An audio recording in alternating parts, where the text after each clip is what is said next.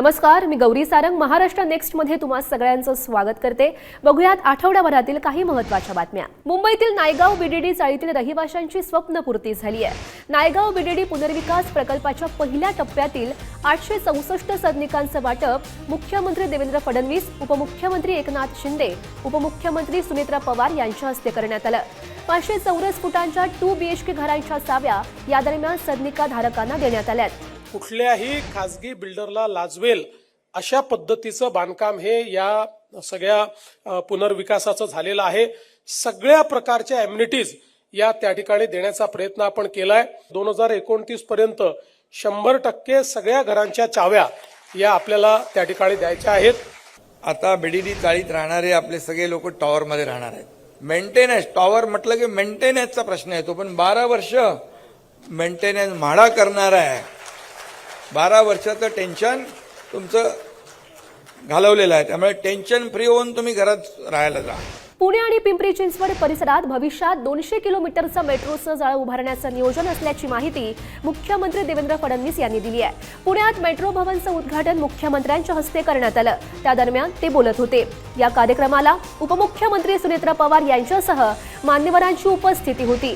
मला आनंद आहे की आता जवळपास पुण्यामध्ये 33 किलोमीटरची मेट्रो ही सुरू झालेली आहे आणि प्रचंड रिस्पॉन्स त्याला मिळतोय। जवळपास 2.5 लाख प्रवासी हे रोज मेट्रोने प्रवास करतायत।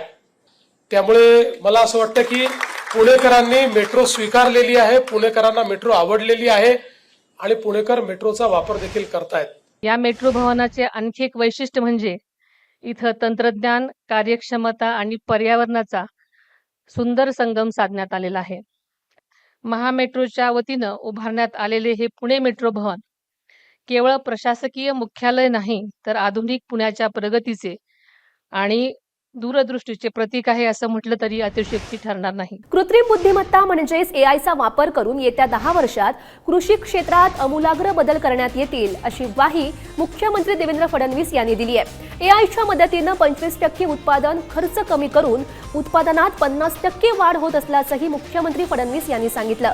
अहिलानगर जिल्ह्यातील राहुरी महात्मा फुले कृषी विद्यापीठात पदवी प्रदान समारंभात ते बोलत होते। नाशिक त्र्यंबकेश्वर मध्ये पार पडणाऱ्या सिंहस्थ कुंभमेळ्यासाठी 22,181 कोटी रुपयांच्या कामांना राज्य सरकारनं मंजुरी दिली आहे। मुख्यमंत्री देवेंद्र फडणवीस यांच्या अध्यक्षतेमध्ये विधान भवनात कुंभमेळ्याच्या शिखर समितीची आढावा बैठक पार पडली। कुंभमेळ्यासाठी केल्या जाणाऱ्या भूसंपादनाचा शेतकऱ्यांना योग्य मोबदला द्यावा असे निर्देशही या दरम्यान मुख्यमंत्र्यांनी दिलेत। राज्याची अर्थव्यवस्था 2029 पर्यंत ट्रिलियन डॉलर्स पर्यंत पोहोचेल आणि देशातली पहिली ट्रिलियन अर्थव्यवस्था महाराष्ट्राचीच होईल असा ठाम विश्वास मुख्यमंत्री देवेंद्र फडणवीस यांनी व्यक्त केलाय।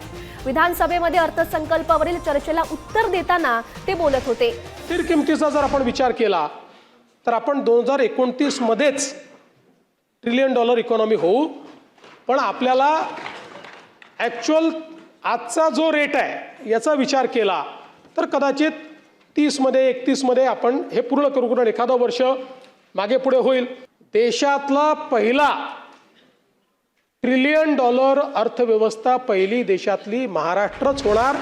घरगुती आणि उद्योगांच्या वीज दरात कपात करण्याची घोषणा मुख्यमंत्री देवेंद्र फडणवीस यांनी विधानसभेमध्ये केली आहे। 100 युनिट पर्यंतच्या घरगुती वापरांच्या ग्राहकांना पुढच्या 5 वर्षात टप्प्याटप्प्यानं 26% कपात होईल असंही मुख्यमंत्री देवेंद्र फडणवीस यांनी सांगितलंय। मुंबई महानगर क्षेत्रात सरकारी कार्यालयांमध्ये काम करणाऱ्या महिला कर्मचाऱ्यांना लवकर या लवकर जा अशी सवलत देण्याची घोषणा उपमुख्यमंत्री सुनेत्रा पवार यांनी केली आहे। सरकारी महिला कर्मचाऱ्यांना प्रसूती रजा 1 वर्ष घेण्याची मुभाही देण्यात आली आहे। उपमुख्यमंत्री सुनेत्रा पवार यांनी विधिमंडळातल्या पहिल्याच भाषणात महिलांबाबत या 2 मोठ्या घोषणा केल्यात। केंद्र शासनाच्या धर्तीवर 180 दिवसाची प्रसूती रजा मंजूर करण्यात आलेली आहे। प्रसूती रजेनंतर गरज भासल्यास कमाल 1 वर्षापर्यंत वैद्यकीय प्रमाणपत्राशिवाय देय अर्धवेतन रजा घेण्यासही परवानगी देण्यात आलेली आहे। महाराष्ट्र देशाच्या आर्थिक आणि औद्योगिक विकासाचं इंजिन असून राज्याला जागतिक स्तरावर नेण्यासाठी पायाभूत सुविधा, उद्योग, गुंतवणूक आणि गृहनिर्माण क्षेत्रात मोठ्या प्रमाणावर काम सुरू असल्याचं प्रतिपादन उपमुख्यमंत्री एकनाथ शिंदे यांनी केलंय। आयडेक मुंबई आणि गृहनिर्माण विभाग आयोजित आयडिया एक्स्पो 2026 या पायाभूत सुविधा आणि बांधकाम क्षेत्रातील प्रदर्शनाचं उद्घाटन उपमुख्यमंत्री एकनाथ शिंदे यांच्या हस्ते झालं. या सगळ्या बातम्यांसह महाराष्ट्र नेक्स्ट मध्ये इथेच थांबते. पाहत रहा पुढारी न्यूज.